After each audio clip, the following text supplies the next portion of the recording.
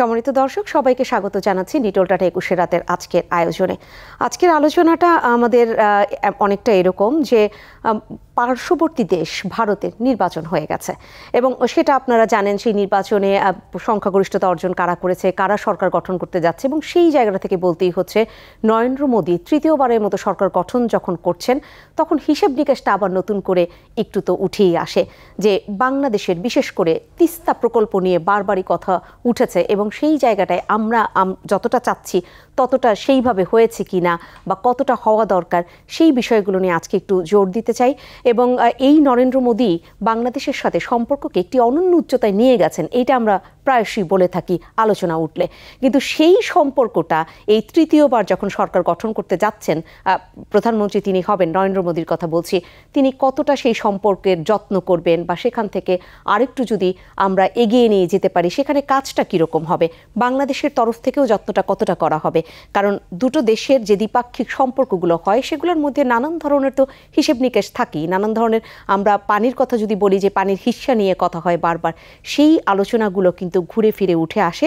এবং আরও যে ব্যাপারগুলো রয়েছে, চীনের সাথে বাংলাদেশের সম্পর্ক, সেই জায়গাটায় ভারতের সাথে বাংলাদেশের সম্পর্ক, এই দুই সম্পর্কে ভারসাম্য রেখে আমরা চলতে পারবো কিনা, নাকি কোনো একটি সম্পর্কে একটু গুরুত্ব দিতে গেলে আরেকটি সম্পর্কে এক ধরনের টানাপোড়েন তৈরি হবে, সে আলোচনাগুলো করতে চাচ্ছি। এবং আজকের আলোচনার বিষয়বস্তু আমরা রেখেছি তৃতীয়বার মোদী সরকার ও তিস্তা প্রসঙ্গ, এবং সেখানে সঞ্চালক হিসাবে আমি থাকছি ফেরদৌসী আহমেদ, এবং যাদেরকে পেয়েছি আপনাদের সাথে আলাপ করিয়ে দিচ্ছি। আমার ডান পাশ থেকে আজ উপস্থিত হয়েছেন মুন্সি ফয়েজ আহমেদ, সাবেক রাষ্ট্রদূত, এবং সর্বডানে উপস্থিত হয়েছেন শফিকুল করিম সাবু, জ্যেষ্ঠ সাংবাদিক। আপনাদের দুজনকে স্বাগত জানাচ্ছি আজকের আয়োজনে। মুন্সি ফয়েজ আহমেদ, নিঃসন্দেহে শুরু করবেন, কি হতে যাচ্ছে, আমাদের সম্পর্কের উন্নয়ন কি আরও ঘটবে? আর যদি তিস্তা প্রকল্পটা আমরা একটু ছুঁয়ে যাই আলোচনায়। দুই দেশের মধ্যে যে সম্পর্ক, জি, সেটা সবসময় একটা চলমান বিষয়, এবং বাংলাদেশ ভারতের যেরকম সম্পর্কের যে ধারাবাহিকতা, তাতে সম্পর্কটা আরও গভীর হওয়াটাই আমরা মনে করি যে সম্ভব, এবং এটাই আমরা সবাই আশা করি, চাই। তো আপনি যে উপস্থাপনায় যেটা কথা শুরুতে যে কথা বলছিলেন, সেখানে আমি একটু যোগ করতে চাই যে নরেন্দ্র মোদী ইয়েটাকে কি বলে একটা নতুন মাত্রায় নিয়ে গেছেন, স্বর্ণ শিখরে নিয়ে গেছেন দুই দেশের সম্পর্ক, সেইটার সাথে আমি যোগ করতে চাই নরেন্দ্র মোদী একা করেন নাই, এটা দুই দেশ, বাংলাদেশ এবং ভারত মিলে করেছে। নরেন্দ্র মোদী এবং আমাদের প্রধানমন্ত্রী শেখ হাসিনা দুজনে মিলিয়ে এই কাজটি করেছে। আমি এখানে একটু স্পষ্ট করতে চাই, সেটা হচ্ছে বাংলাদেশ তো নিঃসন্দেহে করেছে, কিন্তু বাংলাদেশের সাথে কংগ্রেসের যে সম্পর্কটা ছিল, তারপর মানুষের যে ভাবনাটা তৈরি হয়েছিল, নরেন্দ্র মোদী সেখান থেকে একটা অনন্য উচ্চতায় নিয়েছেন, এটা ওই দেশের তরফ থেকে বলা হয়। হ্যাঁ, এটা কংগ্রেসের সাথেও ভালো সম্পর্ক ছিল, কিন্তু এর আগেও তো বিজেপি ছিল বা জোট সরকার ছিল, তাদের সাথেও বাংলাদেশের সম্পর্ক খুব ভালো ছিল। সুতরাং বাংলাদেশ ভারতের সম্পর্ক খালি ভারতে কোন সরকার বা বাংলাদেশে কোন সরকার তার কারণে খুব বেশি পরিবর্তন হবে এটা মনে করার কোনো কারণ নাই। কারণ দুই দেশের অবস্থানগত এবং ইতিহাসগত যে ইয়েটা আছে, প্রেক্ষাপট আছে, তাতে কিন্তু আমাদের সম্পর্ক দুই দেশের জন্যই সম্পর্কটা ভালো থাকাটা গুরুত্বপূর্ণ।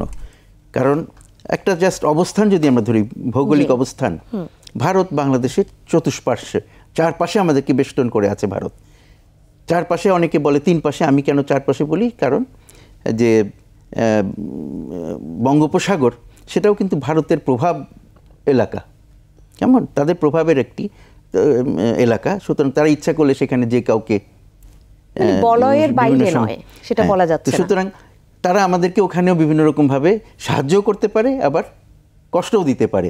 সেই জন্য ওই এলাকাটা তাদের বলয়ের মধ্যে বলা হচ্ছে, তাদের প্রভাবের মধ্যে, এবং সেই জন্য আমরা বলি যে আমি বলতে পছন্দ করি যে তারা আমাদের চতুষ্পার্শ্বে। আবার সেই কারণেই আমরা ঠিক তাদের পেটের ভেতরে।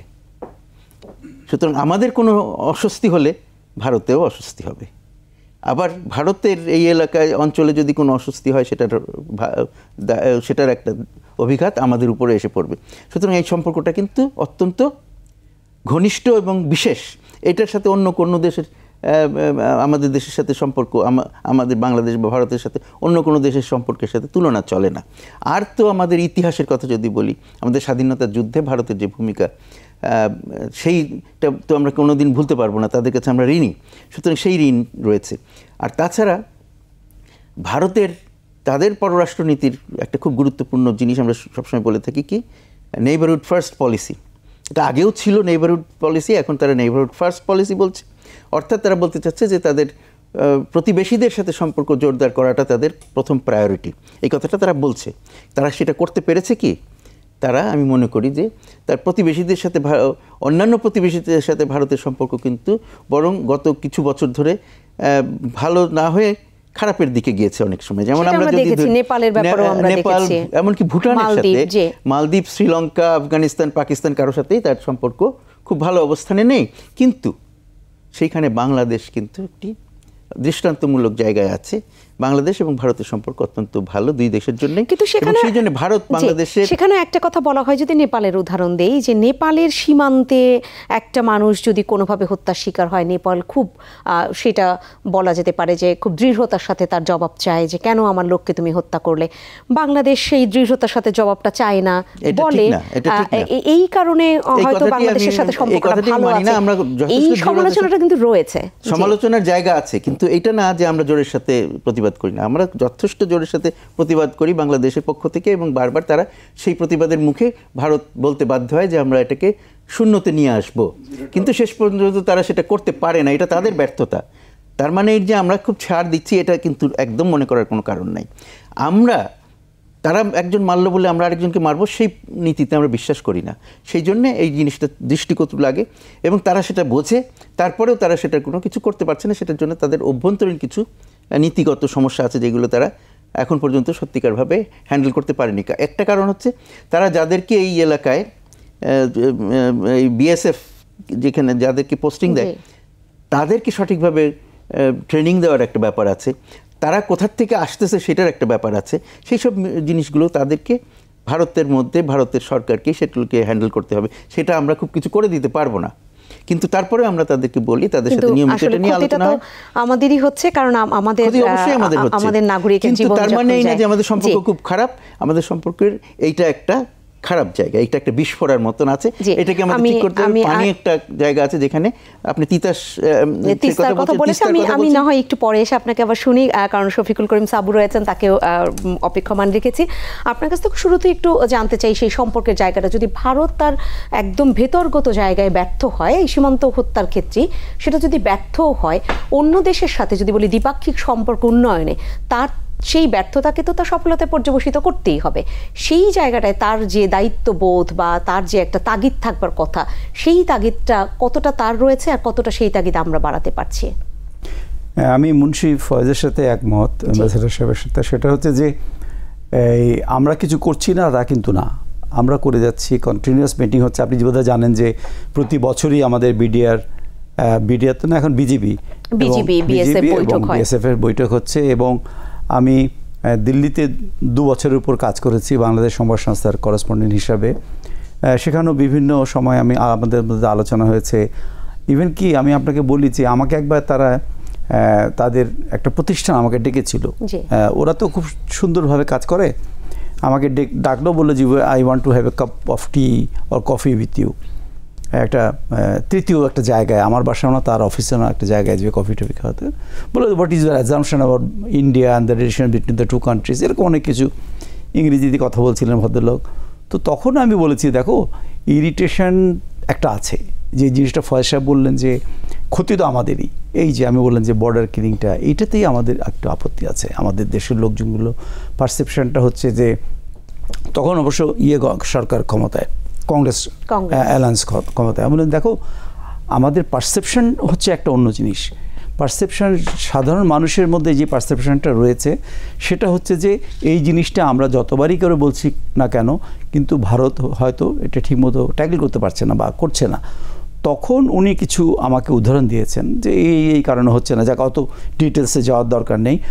কিন্তু মানে আমি বললাম যে, আমি তখন তাকে বলেছি যে দেখুন, ইউ হ্যাভ টু, কারণ হয় কি আমাদের ডিপ্লোম্যাটিক কথায় অনেক সময় হয়তো আমি জানি না ডিপ্লোম্যাটরা ডাইরেক্টলি এভাবে বলতে পারেন কি পারেন না, যখন দুই আলাপ আলোচনা হয়।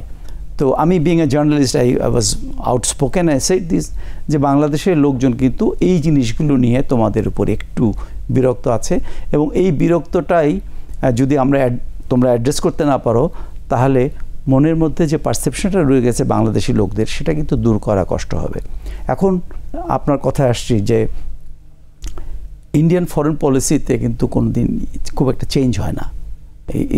It does not changes with the government. গঠনের সাথে এদের কোনো ধরনের পরিবর্তন হয় না। যে আমরা যেটা যদি ভাবি যে কংগ্রেসের সাথে আমাদের দহরম মহরম হবে, অনেকে কিন্তু ঘাবড়ে গিয়েছিল। আপনাকে বলি, যখন বিজেপি ক্ষমতা আসলো অনেকে ভেবেছে আওয়ামী লীগের সাথে জানি কি না কি হয়, কিন্তু না, সেটা হয়নি। বরং অ্যাম্বাসেডর ফয়েজ যেটা বললেন যে বরং আমরা দেখতে পাচ্ছি যেন এদের সাথেই সম্পর্কটা বেশি ভালো হয়েছে এবং অনন্য উচ্চতায় যেটা নিয়ে গেছেন দু তরফ থেকেই কিন্তু সেটা হয়েছে এবং এরা চেষ্টা করছে।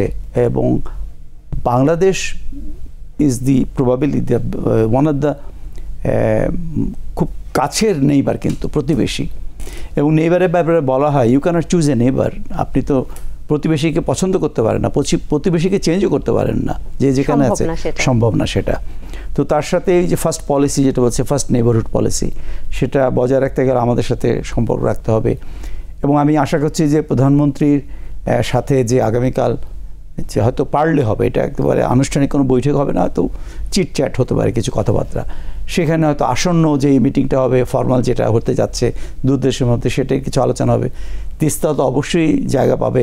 আপনি দেখেন যে আমাদের প্রধানমন্ত্রী যেখানেই যান সেখানে কিন্তু ন্যাশনাল ইন্টারেস্টে যে কথাগুলো সব বলেন, যেমন রোহিঙ্গাদের ব্যাপারটা উনি কিন্তু প্রতিটি মহলে যেখানেই গেছেন সেখানে আলোচনা করেছে এবং বলেছেন যে you must come and help Bangladesh to solve this problem. আমার বিশ্বাস ভারতকেও উনি সেটা বলবেন যে এই জিনিসটাও তোমাদেরকে দেখতে হবে। তিস্তা তো আছেই, এরকম অনেকগুলো ইস্যু আছে। আপনি নিশ্চয়ই এরপরে যারা প্রশ্ন করলে আমরা অন্য উত্তর দিতে পারি। ভারত রোহিঙ্গাদের ব্যাপারে এখনো আমরা উল্লেখযোগ্য যে সেরকম কোনো ভারতের তরফ থেকে যে সাহায্য, যে ভারত আমাদেরকে অনেক বেশি সাহায্য করতে পারে, সেরকম ইঙ্গিত এখনো মেলে নেই। মিলতেই পারে, এমন তো নয় যে মিলবে না সামনে। কিন্তু শফিকুল করিম সাবু, যে কথাটা আপনিও বলছিলেন, মুন্সি ফয়েজ আহমেদ বলছিলেন যে এখন সবচেয়ে বেশি গুরুত্ব দেওয়া হচ্ছে, যদি ভারতের কথা বলি, যে নেইবারহুড পলিসিতে তারা অনেক বেশি ইমফাসিস দিচ্ছে।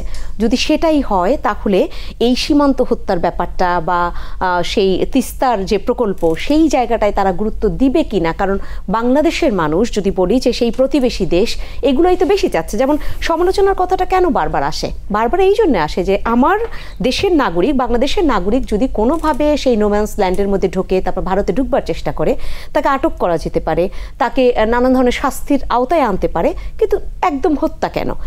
এইটাই আসলে সমালোচনা একদম শীর্ষ বিন্দুতে থাকে, সেই একটা জায়গা।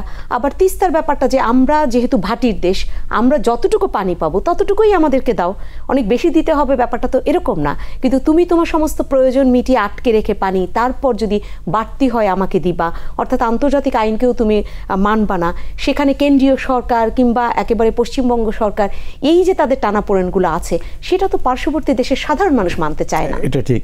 তিস্তার ব্যাপারে আপনাকে বলি, নদীগুলোর ব্যাপারে ভারতের কনস্টিটিউশনই আছে যে ওটা স্টেট যেটা আছে স্টেটগুলো দেখবে, বুঝছেন তো। অ্যান্ড আনটিল আনলেস একটা স্টেট ওটার মধ্যে যদি সম্মতি না দেয়, সরকার কিছু করতে পারে না। কিন্তু এবার একটা জিনিস, ভালো জিনিসটা আমার কাছে মনে হয়েছে, সেটা হচ্ছে যে এককভাবে কিন্তু মোদী সরকার এবার ক্ষমতায় নেই। ফলে ওনার যেই ইচ্ছাগুলো ছিল বিগত দুটি টার্মে উনি যেটা করেছেন, সেটার প্রতিফলিত কিন্তু এবার হবে না। কারণ এটা সম্পূর্ণভাবে একটা কোয়ালিশন গভর্নমেন্ট। সেই কোয়ালিশন গভর্নমেন্টে তার সাথে যারা আছেন এরা কিন্তু অত্যন্ত strong. TDP, Telugu Desam party, JDU, কাজে শুনতেই হবে। এবং শরিকরা কিন্তু অলরেডি চাপ দিয়েছে। আজকে আমি একটা ইন্ডিয়ান এক্সপ্রেসের নিউজে দেখলাম, সেখানে ওনারা লিখেছেন যে টিডিপি থেকে অলরেডি দুজনকে তারা মন্ত্রী সভায় নিয়ে নিয়েছেন, একজন ফুল মন্ত্রী, একজন স্টেট মিনিস্টার। জেডিতে বোধহয় তাই না হবে। এবং যদি ওরা চাচ্ছে যে আমাদের প্রতিরক্ষা, ফিন্যান্স, ওগুলো ওরা দিতে চাবে না, না চাইলে একটা সরকার নাও দিতে চাইতে পারে। আমাদের কি বলে কোয়ালিশন গভর্নমেন্টে কিন্তু তাই হয়। ফলে আমার কাছে যেটা মনে হয় যে আগে যেভাবে উনি পার পেয়ে যেতেন কোন একটা ডিসিশন নিয়ে, এবার কিন্তু সেটা হবে না। এবং স্ট্রং একটা অপোজিশন আছে, সেটাও লক্ষ্য রাখতে হবে। আমাদের ভারতের পার্লামেন্টে এখন কিন্তু ভেরি স্ট্রং অপোজিশন আছে, 233 জন আছে। So you cannot ignore them. এবং ভারতবর্ষে এবারকার ইলেকশনটা যদি আপনি চিন্তা করেন, it is an unique election. এই যে একাত্মবাদ, যে একচ্ছত্র একটা অধিপতির মতো ব্যবসা, দেবতার মতো একটা ব্যবসা যেটা আমরা শুনতে পাই, সেটা হয়নি। এই যে শশী থারুরের কথা আপনি জানেন নিশ্চয়ই, উনি একটু অসম্ভব ভালো লেখক এবং উনি 4টা ওখানকার মেম্বার অফ পার্লামেন্ট, মন্ত্রী ছিলেন, state minister for foreign affairs ছিলেন সেই দেশের, ইউনাইটেড নেশনসের অ্যাসিস্ট্যান্ট সেক্রেটারি জেনারেল ছিলেন। এই ভদ্রলোকটার লেখা আজকে প্রথম আলোতে ছাপা হয়েছে। সেখানে কিন্তু উনি বলেছেন, এটা আমি শশী থারুরের কথা বলছি, আমার কথা না, উনি বলেছেন যে he took him to be a god sent মানুষ, আল্লাহ তাকে পাঠিয়েছেন, ভগবান তাকে পাঠিয়েছেন, এরকম একটা অন্য ভাব ছিল। সেটার থেকে কিন্তু এখন আর উনি সেই জায়গায় নেই। উনি অ্যাটলিস্ট উনি বুঝে গেছে যে আমি সেই জায়গায় নেই। আমি আবার বলছি এটা আমার কথা না, এবং তারটা শেয়ার করছিলেন। এবং নরবরে যে হতে পারে এটা কিন্তু জনগণ, মানে ভারতের জনগণের কথা যদি বলি, সেটা প্রমাণ করে দিয়েছে। এবং সেদিন মুন্সি ফয়েজ আহমেদ, আপনার কাছে আসি, আমরা ঠিক ভারতের এই যে নির্বাচনের ফলাফলের আগ মুহূর্তে আমরা এরকম একটি আয়োজনে বসেছিলাম নিটোলটা 21 রাতে, এবং সেদিন কিন্তু আপনিও বলেছিলেন যে এইটা আসলে বোঝা যাবে যে ভারতের জনগণ কি ধরনের রায় দেয়। এবং সেই রায়ে দেখলাম যে হিন্দুত্ববাদ নিয়ে সে একদম একটা একক সংখ্যাগরিষ্ঠতা লাভ করবে এটাকে ইস্যু বানিয়ে, সেটার প্রতিফলন কিন্তু হয়নি, সেই জায়গাটা থেকে অনেক সরে গেছে।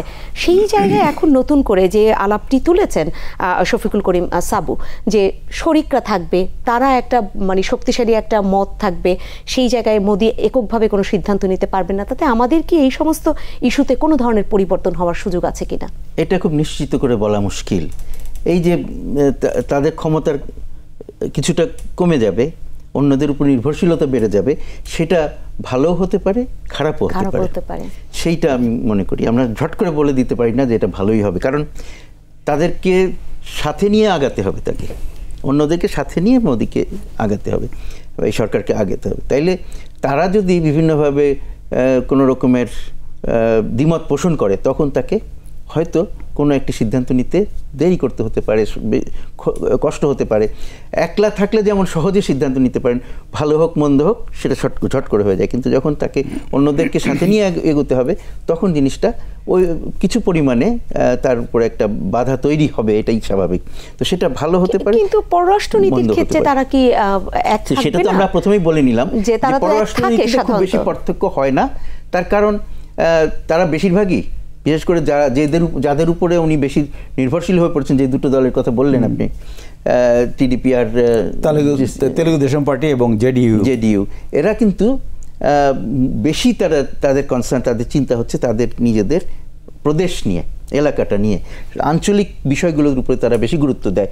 তারা জানে যে তারা ঝট করে কেন্দ্রীয় বিষয়ে বিভিন্ন রকমের মতামত দিতে গেলে তাদের আসল বিষয় যেটা, সেটা পিছনে পড়ে যেতে পারে, সুতরাং তারা ওই দিকে বেশি থাকবে। সুতরাং আমার কাছে মনে হয় যে তাদের যে বিদেশ নীতি, পররাষ্ট্রনীতি, সেটার উপরে খুব বড় রকমের প্রভাব এই ইয়ের ফলে হবে না। আর তাছাড়া বড় কথা হচ্ছে, সবাই সাধারণভাবে সব ভারতীয়রই একটা মনের মধ্যে ইচ্ছা যে ভারত নেতৃত্ব দেবে এই অঞ্চলে এবং পৃথিবীতে। কেমন তাদের বিশাল দেশ, বিশাল জনগোষ্ঠী, তাদের অনেক রকমের কোয়ালিফিকেশন আছে, সবচেয়ে বড় ডেমোক্রেসি বলা হয়।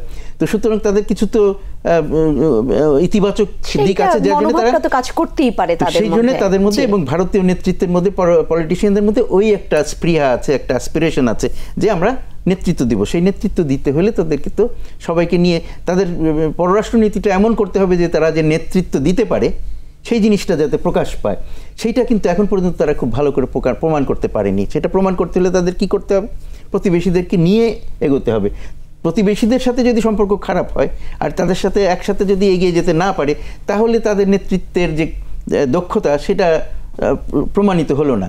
তো সেই জন্য তাদেরকে সেটা যদি তারা প্রমাণ করতে চায়, তাদের নেতৃত্বে যে গুণাবলী আছে, তাদের যে নেতৃত্বের প্রতি দাবি আছে, সেই দাবিটাকে যদি করতে হয়, এস্টাবলিশ করতে হয়, তাহলে তাদেরকে ইয়েদের সাথে সম্পর্ক ভালো করতে হবে, নেইবারদের সাথে, এবং সেটা বাংলাদেশের সাথেও তাদের সম্পর্ক আরো সুন্দর করতে হবে। নেতার তো একটা দায়িত্ব থাকে, যদি সেই অঞ্চলে নেতৃত্ব নিতে চায় সেক্ষেত্রে তার সেই দায়িত্ব থাকবে। খালি তারা করবে তা না, আমরাও মাঝে মাঝে সুযোগ মতন তাদেরকে বলে বোঝাতে পারবো যে তোমরা যে নেতা হতে চাও, আমরা চাই তোমরা নেতা হও, কিন্তু তোমরা এই জিনিসগুলো করতে হবে, সঠিক কাজটা তোমাদের কাছে আমরা আমাদেরকে প্রত্যাশা সাথে করি। নিয়ে এগোতে হবে। আমি মুন্সি ফয়েজ আহমেদ, গত 9 মের একটি যে গণমাধ্যমে আসা একটি তথ্য, এবং সেটা নিঃসন্দেহে আপনারাও সবাই জানেন যে ভারতের যে পররাষ্ট্র সচিব তিনি যে এক ধরনের বৈঠকে, আমাদের পররাষ্ট্রমন্ত্রীর সাথে বৈঠকে বলেছেন যে তিস্তা প্রকল্পে অর্থায়ন করা, এইটার মধ্যে আসলে কতটুকু ইতিবাচকতা রয়েছে আমি আপনাদের দুজনকেই শুনবো, কিন্তু তার আগে ছোট্ট একটা বিরতি সেরে এসে শুনি। সম্মানিত দর্শক, নিটোল টাটা 21 রাতে সময় হয়েছে একটা ছোট্ট বিরতির, এবং বিরতি শেষ করে এসে আমরা এই আলোচনায় আবারও প্রবেশ করব। নিঃসন্দেহে আলোচনার সাথেই থাকবেন। আবারও ফিরে এলাম নিটোল টাটা 21 রাতের আজকের আয়োজনে, এবং আজ আমরা কথা বলছি ভারত প্রসঙ্গে, অর্থাৎ ভারত এবং বাংলাদেশের সম্পর্ক, এবং সেই জায়গাটায় আমরা নিশ্চিতভাবেই বলতে চাই তৃতীয়বারের মতো মোদি যখন সরকার গঠন করতে যাচ্ছেন তখন সম্পর্কগুলো কি হতে পারে, বিশেষ করে আমাদের তিস্তা প্রকল্পের কথা এখানে আলোচনায় আনতে চাই, সীমান্ত হত্যার কথা আনতে চাই, এবং পারস্পরিক আরও যে যোগাযোগগুলো রয়েছে আমাদের, সেই জায়গায় কতটা কাজ করা যেতে পারে দুই দেশের তরফ থেকেই, সেই আলোচনাটাই করছি। মুন্সি ফয়েজ আহমেদ, বিরতিতে যাবার আগে যে প্রসঙ্গ তুলেছি আপনাকে শুরুতে শুনতে চাই যে সেই যে 9 মের প্রকাশিত একটি খবর, তিস্তা প্রকল্পে ভারত আগ্রহ হচ্ছে অর্থায়নের জন্য, এটার মধ্যে আসলে ইতিবাচকতা কতটুকু? শুনতে তো এটা ভালো শোনায় যে সবাই আগ্রহী আমাদের একটা বড় কাজে অংশগ্রহণ করতে, কিন্তু একটু ভিতরের দিকে তাকালে দেখা যায় যে এই তিস্তার বিষয়ে ভারত বাংলাদেশে একটা অনেকদিন ধরে আলাপ আলোচনা চলছে। একটা চুক্তি প্রায় সই হয়ে যাওয়ার মতন দুই পক্ষ সম্মত হয়েছে, তারপরে সেটা শেষ পর্যন্ত সই হয়নি। তার ফলে কি হচ্ছে যে ভারত থেকে আমরা যে তিস্তার পানি পাবো সেটা যে একটা চুক্তির মাধ্যমে একটা নিয়মতান্ত্রিকভাবে আসবে, সেই জিনিসটা আর হচ্ছে না আপাতত, যতক্ষণ পর্যন্ত না সেই চুক্তি সই হয়। এখানে একটি জিনিস মনে রাখার কথা, আমাদের মনে রাখতে হবে, সেটা হচ্ছে যে প্রধানমন্ত্রী মোদি, যিনি আবার প্রধানমন্ত্রী হচ্ছেন এখন, তিনি ঘোষণা করেছিলেন যে বাংলাদেশের প্রধানমন্ত্রী শেখ হাসিনা এবং ভারতের প্রধানমন্ত্রী মোদির শাসনামলে এই চুক্তি সই হবে, উনি এই প্রতিশ্রুতি দিয়েছিলেন। তো সুতরাং সেইটা আবার মনে করিয়ে দেবার একটা সুযোগ আমাদের এখন আছে। আচ্ছা, এখন আপনি যে কথাটা বললেন যে ভারতের পররাষ্ট্র সচিব কোয়ার্তা এসেছিলেন এখানে আমাদের মাননীয় প্রধানমন্ত্রীকে নিমন্ত্রণ করার জন্য ইলেকশনের আগেই, ইলেকশন শেষ হওয়ার আগেই।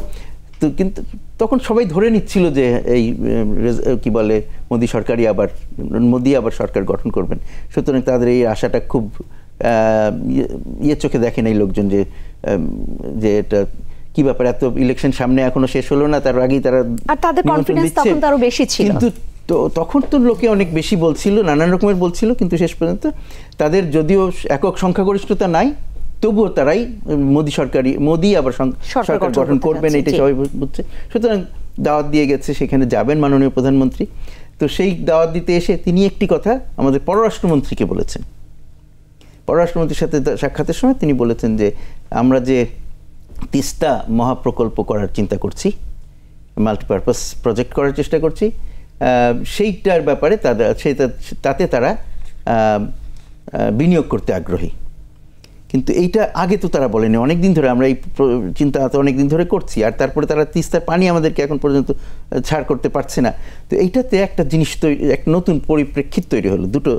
এর আগে আমরা চীনের সাথে এটা নিয়ে আলাপ করছিলাম, তার কারণ কি, এবং মানুষের আগ্রহের জায়গাও এখানে যে চীন না ভারত, আমরা কোথায় আগ্রহ, কারণটা কি যে ভারত আমাকে তিস্তার পানি দিতে পারছে না, নানান রকমের সমস্যার কারণে, যেই কারণেই হোক দিতে পারছে না। তো আমার তো পানি নাই, ওপর থেকে পানি খুব সেই নিয়মিতভাবে আসবে না, তখন আমাকে যেভাবে আসে প্রতি বছর যখন বৃষ্টির পানি, কখনো তাদের বন্যার পানি, সেই সব পানিকে আমরা কিভাবে ধরে রাখতে পারি এবং আমাদের দুপারের লোকের ক্ষতি কম হয় এবং তাদের উপকার হয়, এইটা কিভাবে করা যায়, সেই জন্য আমরা একটা প্রকল্প তৈরি করছি। তিস্তা ব্যারেজ নিয়ে অনেক দিন ধরেই চিন্তাভাবনা আছে, এবং আমরা সেটা নিয়ে এগিয়ে যাওয়ার জন্য আমাদের তো এটা একটা বড় প্রকল্প, সুতরাং অনেক অর্থের প্রয়োজন, কারিগরি সামর্থ্যেরও প্রয়োজন। সেখানে আমরা চীনের সাথে আলাপ করেছি, তারা আগ্রহ দেখিয়েছে। এখন যখন আমরা চীনের সাথে কথা বলছি এবং এটা নিয়ে কাগজপত্রে লেখালেখি হচ্ছে, তখন ভারতের দৃষ্টি আকর্ষণ হয়েছে। তারা এখন বলছে যে তারাও এটাতে করতে চায়। এটা অনেকেই মনে করেন, এবং আমার কাছেও মনে হয়েছে যে তাদের এই এখানে উদ্দেশ্যটা পুরোপুরি স্বচ্ছ নয়। সেখানে হয়তোবা চীনের সাথে যাতে আমরা ছট করে এই প্রকল্প নিয়ে এগিয়ে না যেতে পারি সেজন্য তারা একটা বাধার সৃষ্টি তৈরি করছেন তারা। এটা অনেকেই মনে করেন, আমিও আমার কাছে প্রথম দৃষ্টিতে তাই মনে হয়, কিন্তু এটা একটা সুযোগ তৈরি করেছে আমাদের জন্য, সুযোগ তৈরি করেছে। সুযোগের জায়গাটা শুনবো, তার আগে শফিকুল করিম সাবু আপনাকেও একটু শুনে নেই যে আপনার কি মনে হচ্ছে যে এটা কি ওইরকমই যে চীন এগিয়ে এসছে, ভারত চিন্তা করছে না চীনের সাথে সম্পর্ক এত ভালো হয়ে যাক, তার থেকে আমরা এটাকে একটা বাধাগ্রস্ত করবার চেষ্টা করি, সেরকমই কি না? এটা হতেও পারে, কিন্তু কারণ আমার কাছে মনে বেশ কিছু জায়গায় আমরা দেখেছি, আমরা যখনই চীনের দিকে একটু ঝুঁকে পড়ি বা তাদের সাথে একটু দহরম মহরম দেখা যায় যে সরকার তরফ থেকে, তখন ভারতকে কেন জানি মনে হয় যে তারা আবার এগিয়ে আসছে, কাউকে পাঠিয়ে দিচ্ছে, হ্যাঁ কোনো কাউকে দূতকে পাঠিয়ে দিচ্ছে আমাদেরকে অ্যাসিওর করার জন্য যে ডোন্ট বি ফ্রাস্ট্রেটেড, আমরা আছি তোমাদের সাথে, এরকম নতুন নতুন প্রস্তাব দেয়। এটা খুব ভালো কথা। হ্যাঁ, চীন তো আর কাছে না, চীন তো বেশ দূরে, ভারতের থেকে তো অনেক দূরে। তো এটা যদি হয়ে থাকে, কারণ আমরা তো আমাদের যে পররাষ্ট্রনীতি সেটা তো সেই বঙ্গবন্ধুর আমল থেকে একই আছে যে মানে malice to none, friendship to all. আমরা তো কারোর সাথেই বই দিতে চাই না, এবং আমাদের বই দিতে করে কোনো দরকারও নেই। আমরা যদি if you want to do something good for the people, বাংলাদেশের লোকদের জন্য যদি আমরা ভালো কিছু করতে চাই, তাহলে আমাদের সকলের সাথে সম্পর্ক ভালো রেখেই সব কাজগুলো করতে হবে। এখন চায়না যদি দেখছেন যে চায়নার আজকাল ইনভেস্টমেন্ট বাংলাদেশে অনেক হয়েছে, এবং চায়না কিন্তু is one of the biggest economic and trade partner of India. এটা দি লার্জেস্ট। হ্যাঁ, এখন এটা কিন্তু ভুলে যান। হ্যাঁ, কাজেই ভারত খুব ভালো করে জানে যদি চায়না ঢুকে এখানে যায়, তারা কাজটা করেই সারবে, করে ফেলবে, মানে ওইরকম আন্ডারস্ট্যান্ডিং। এই জন্য হয়তো ভারত চেয়েছিল যে আমাদের সেই মানে ভারতের পররাষ্ট্র সচিবকে দিয়ে এটা কথা বলো না যে ডোন্ট আস, মানে বাংলাদেশকে বলো যে ঘাবড়াবার কিছু নেই, আমরা আছি, আমরা এই কাজটা করবো। কারণ আমাদের মূল হচ্ছে যে তিস্তার পানি পাওয়া। এখন তিস্তার পানি পাওয়াতে গেলে তো আমাদের মমতা ব্যানার্জিরও দরকার আছে। এখন মমতা ব্যানার্জি তো একদম অসম্ভব strongly she is not attending. আপনি বোধহয় জানেন যে আজকে যে সোয়ারিং সেরেমনি যেটা হয়ে গেল, আমাদের সময় এটা হয়ে গেছে অলরেডি, এবং সেটাতে কিন্তু মমতার তৃণমূল কংগ্রেস যায়নি। তো আমাদের শুধু সেন্টারের সাথে না, আমাদের কিন্তু স্টেট গভর্নমেন্ট, ওয়েস্ট বেঙ্গল গভর্নমেন্টের সাথেও কিন্তু ভালো সম্পর্ক রাখতে হবে এই তিস্তার পানিটা পাওয়ার জন্য। কিন্তু শফিকুল করিম সাবু, এখানে আমিও জানতে চাই, আমার দর্শকদের জন্য জানাতে চাই, মমতা বন্দ্যোপাধ্যায় কতটা রিজিডিটি দেখাতে পারেন যদি বলি আন্তর্জাতিক যে নদী বা পানি বন্টন যে বিষয়গুলো রয়েছে, সেটা তো তাকেও মানতে হবে। এই পৃথিবীর একজন বাসিন্দা হিসেবে তাকে তো নিঃসন্দেহে মানতে হবে। তিনি কি এককভাবে এটা দাবি করতে পারেন আমার দেশের লোক সব আগে পানি পেয়ে নেক, আমার রাজ্যের লোকজন তারপর থাকলে যাবে, না থাকলে যাবে না? উনি প্রায়শই এ ধরনের কথাবার্তাও বলেন যে না এখানেই পানি নেই। এইটা কি বলবার সুযোগ আসলে মমতা বন্দ্যোপাধ্যায় রয়েছে কিনা? আমি আপনাকে একটা ছোট্ট উদাহরণ দিই। বিল ক্লিন্টন যখন বাংলাদেশে এসেছিলেন, বিল ক্লিন্টনের সামনে প্রেস কনফারেন্সে প্রধানমন্ত্রী বলেছিলেন যে আমাদের মানুষ, দেশের মানুষ সবাই যখন গ্যাস পাবে তারপরে আমরা চিন্তা করবো আমরা গ্যাস এক্সপোর্ট করব। কিন্তু না, সেটা তো আমরা উত্তোলন করছি যে আমি আমার বাড়তিটা রপ্তানি করব কি করব না। সেটা যেমন ভারত তার পেঁয়াজের ক্ষেত্রে করতে পারে যে সে পেঁয়াজ আমাকে দিবে কি দিবে না, কিন্তু পানির তো একটা নিয়ম আছে, পানির তো উজান বা ভাটির মধ্যে পানির তো একটা ভাগাভাগি আছে। এখন তারা যদি বলে, আন্তর্জাতিক একটা আইন আছে। মমতা ব্যানার্জি যদি বলেন যে আমি আগে আমাদের যদি পোর্ট বন্ধ হয়ে যায়, আপনার মনে আছে যে আমাদের যদি কলকাতা পোর্ট বন্ধ হয়ে যায়, বিভিন্ন জায়গায় যদি আমার বন্ধ হয়ে যায়, কারণ শুনেন তারও তো একটা পলিটিক্যাল একটা দরকার, একটা কি বলে এটাকে, এটা কিছু দরকার যে লোকজনকে বোঝানোর জন্য। হ্যাঁ, এখন সে যদি একচ্ছত্রভাবে মনে করে, সে যদি পানিটার ব্যাপারে একচ্ছত্রভাবে ঠিক আছে সেন্টার যা করলাম তাই করলাম, আমি তার সাথে মেনে নিয়ে ছেড়ে দিলাম, সে তারও একটা পলিটিক্যাল একটা আছে। যেই কারণে দেখেন যে মমতার বিরুদ্ধে এত কিছু বলা হয়েছিল, আমাদের মোদি 4 বার এসছে ওয়েস্ট বেঙ্গলে ইলেকশন ক্যাম্পেইনে, কিন্তু তাদের সিট কিন্তু বেড়ে গেছে। না না, সেই পলিটিক্যাল, আমি যদি এজেন্ডাও বলি, সে তার এজেন্ডা বাস্তবায়ন করবার জন্য নানা ধরনের কৌশল নিতেই পারেন, বা তার জনগণকে খুশি করবার জন্য তিনি সেটা করতেই পারেন, সেটা তো তার দেশের ব্যাপার। কিন্তু এই পানি যদি বলি যে পানিটা নেমে আসা, এটার তো একটা আন্তর্জাতিক নিয়ম কানুন আছে, সেই নিয়ম কানুনকে তিনি একদম তোয়াক্কা না করে চলতে পারেন কিনা, মুন্সি ফয়েজ আহমেদ যুক্ত করবেন কিনা? এটা আমি সাবু ভাইয়ের সাথে একটু দ্বিমত করছি। সেটা হচ্ছে যে ইচ্ছা করলে উনি এটা পারেন না, করছেন, সেটাকে বলে স্বেচ্ছাচারিতা। আচ্ছা, কিন্তু আন্তর্জাতিক আমি কিন্তু সাপোর্ট করিনি যে উনি যেটা করছেন সেটা সাপোর্ট করছি না। আন্তর্জাতিক আইন কানুন আছে, সুতরাং মানে কমন রিভার্স ইন্টারন্যাশনাল রিভার্স যেগুলো সেগুলোর জন্য কতগুলো আইন কানুন আছে, তৈরি হয়েছে বিভিন্ন সময়, সুতরাং সেগুলো মানতে হবে।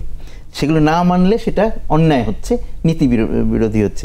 আরেকটি বিষয় আছে, ভারতের বিভিন্ন প্রদেশের মধ্যে কমন রিভার্স আছে, তাদের বিভিন্ন সময় ঝগড়াঝাটি মারামারি হয়, সেগুলো মিটমাট করার জন্য তো আর রাষ্ট্রগুলো নিজেরা ঠিক করতে পারে না, তাদের কেন্দ্রীয় একটি আইন আছে এই বিষয়ে, সেই আইনের অধীনে তারা সেইগুলো মিটমাট করে। আচ্ছা, এইগুলো তো তারা সেই সব আইনে কি আছে সেইগুলো দিয়েও যদি আমরা বিচার করি, দেখবো যে মমতা ব্যানার্জির এই আবদারটা ঠিক না। তারপরেও কিন্তু যেহেতু তিনি ওখানে আছেন নেতৃত্বে এবং তার লোকজনকে অনেক অন্যায় কথাবার্তা দিয়েও লোকজনকে কিন্তু দলে টানা যায়। যেমন এতদিন মোদি সাহেব কট্টর হিন্দুত্ববাদী কথা বলে সাম্প্রদায়িকতা তারা জিতছেন, সেটা তো আমরা কেউ বলতে পারি না যে সেটা সঠিক ছিল, নিশ্চয়ই সেটা সঠিক ছিল না। তো সেই রকম এটাও সঠিক নয়, কিন্তু তিনি গায়ের জোরে সেটা করছেন।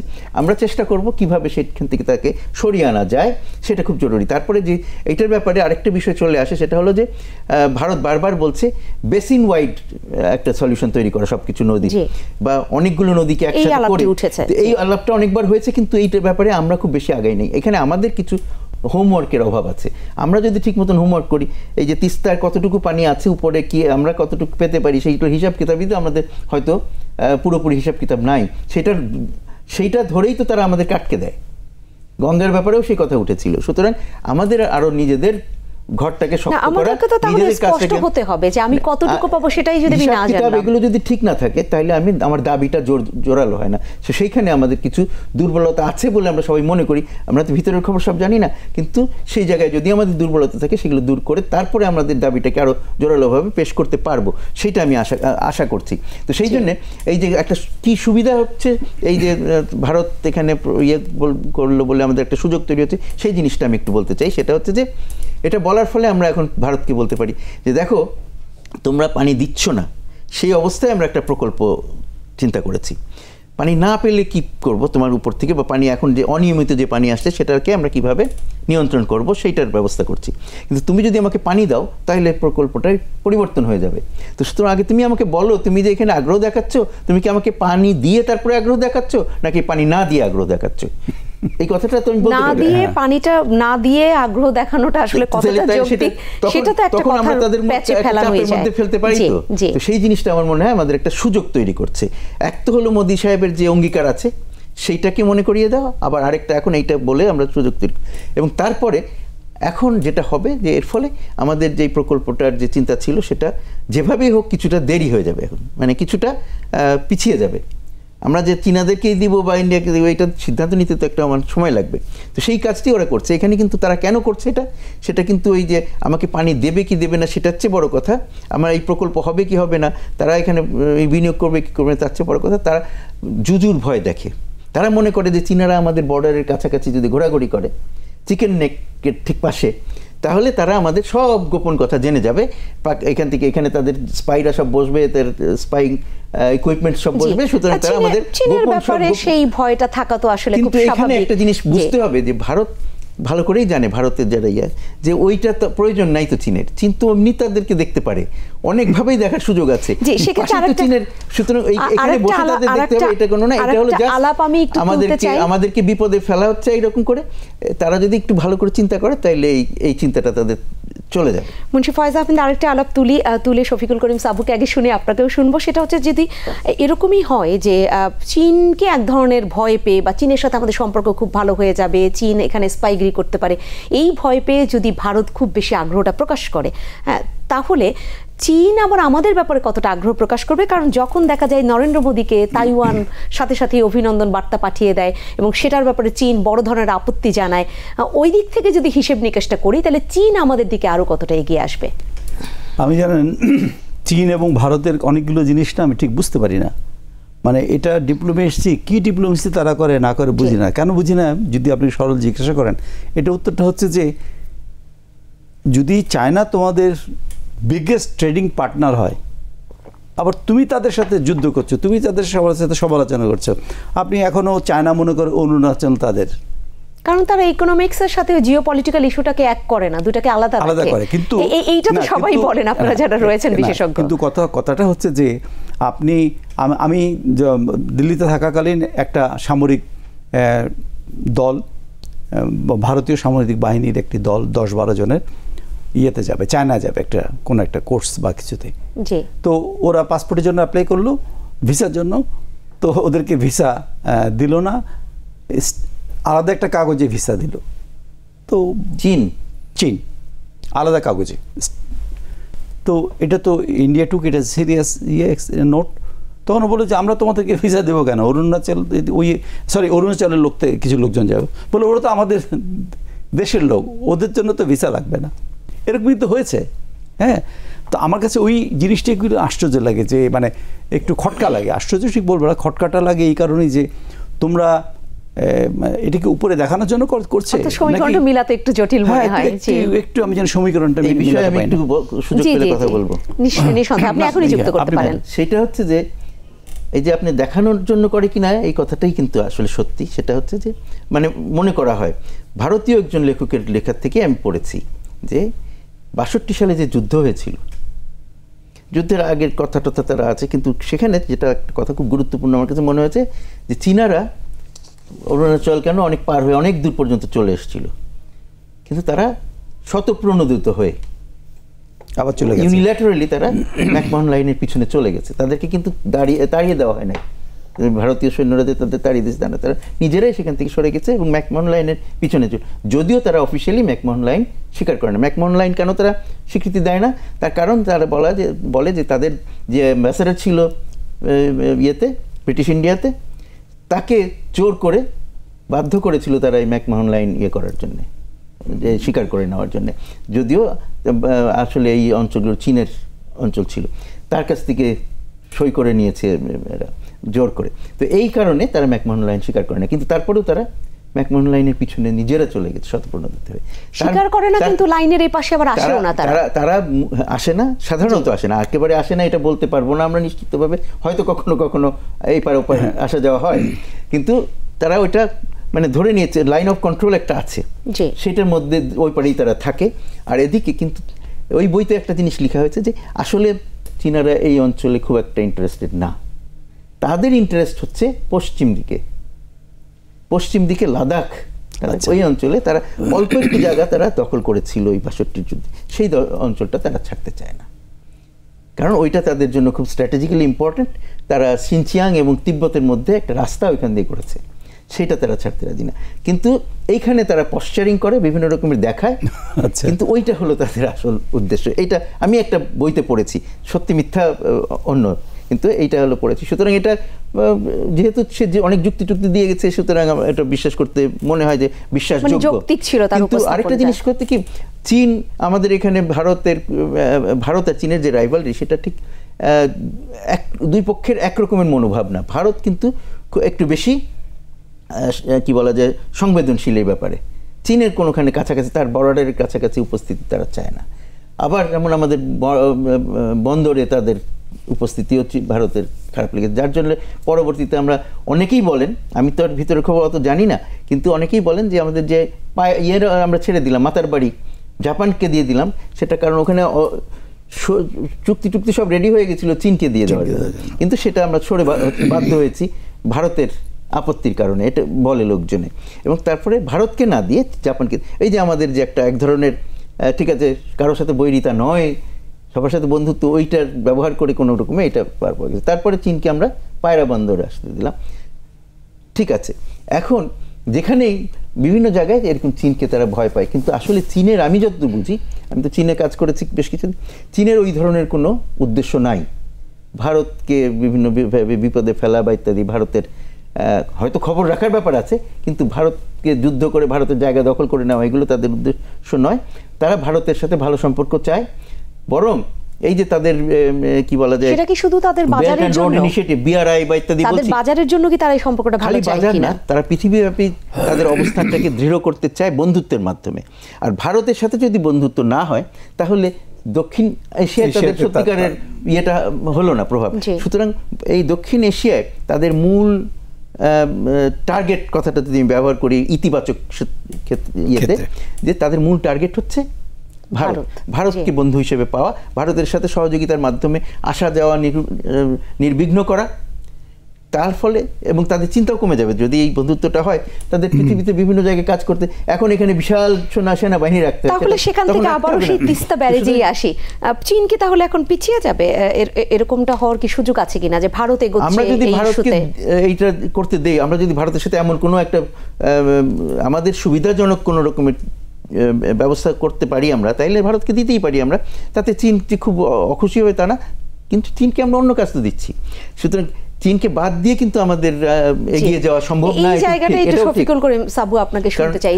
আমাদের এত সব প্রকল্প আছে, আমাদের এত প্রয়োজন আছে, চীন, ভারত, মার্কিন যুক্তরাষ্ট্র, জাপান সবাইকে অনেক অনেক কাজের সুযোগ দিয়েও আমাদের কাজ শেষ হবে না।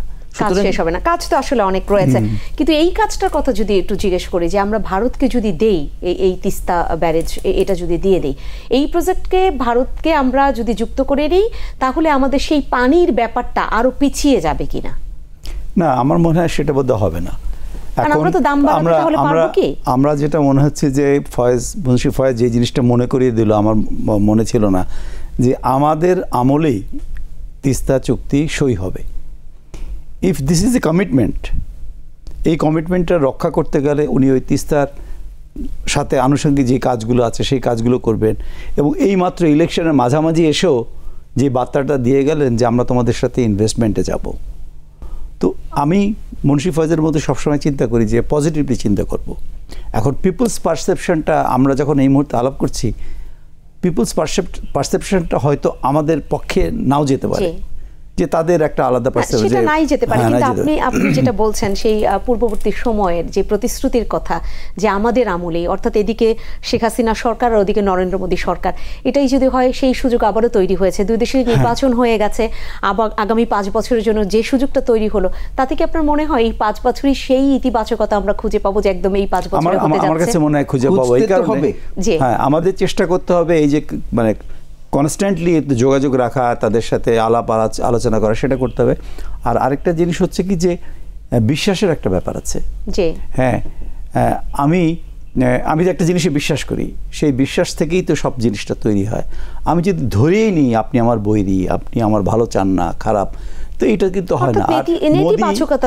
আর মোদির আরেকটা জিনিস সুবিধা হবে কি জানেন, আমার কাছে মনে হয় এটা আমার, যে মোদি যেহেতু একটা কোয়ালিশন গভর্নমেন্টের সাথে আছে, তার জন্য কাজ করাটা সুবিধা হবে এইখানে, যে তার দলকে বোঝাতে চেষ্টা করবে যে দেখো আমি তো আর এককভাবে সিদ্ধান্ত নিতে পারছিলাম না, আগে 2019-এ যেভাবে নিতাম 19 থেকে 24-এ, আমি এখন সেটা পারছি না। কাজে তাদের চাপও থাকতে পারে।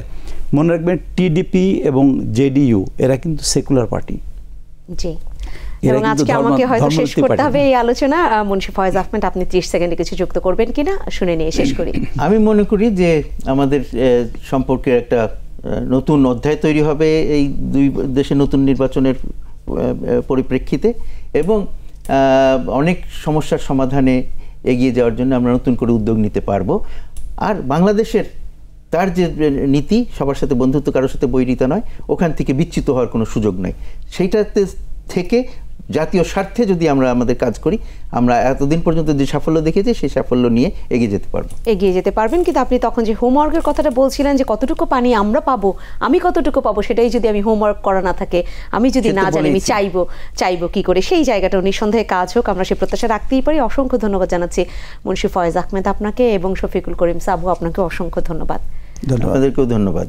সম্মানিত দর্শক, আপনাদেরকে অসংখ্য ধন্যবাদ আজকের এই আয়োজনে থাকবার জন্য, এবং আজকের যে আলোচনা, সেখানে আলোচনার শেষটা যেখানে আমরা এসে পৌঁছালাম, তাতে কিন্তু একটা ইতিবাচকতা বা একটা আশা জাগানিয়া তথ্য মিলেছে, যে যেহেতু একটি কমিটমেন্ট ছিল যে আমাদের সময় এই তিস্তা যে রয়েছে সেই পানি বন্টন বা সেই ব্যাপারটা হবে, সেটা যদি হয় অভিন্ন নদীর এই পানি বন্টনের ইস্যুটা, তাহলে আমরা আসলে অনেক বেশি কিছু একটা পাবো, এটা বলা যেতেই পারে, কারণ এটা আমাদের দীর্ঘদিনের চাওয়া, এবং প্রত্যাশা রাখতেই চাই এই দীর্ঘদিনের যে চাওয়াটা, যেটা বাংলাদেশের সাধারণ মানুষ চেয়ে এসেছে, সেই জায়গাটায় প্রত্যাশা অনুযায়ী মিলুক।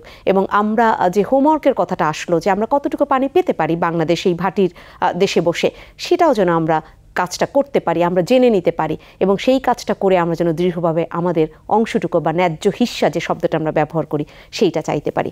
সেই প্রত্যাশা রেখে আজকের আয়োজন শেষ করছি। সবাই ভালো থাকবেন। শুভরাত্রি।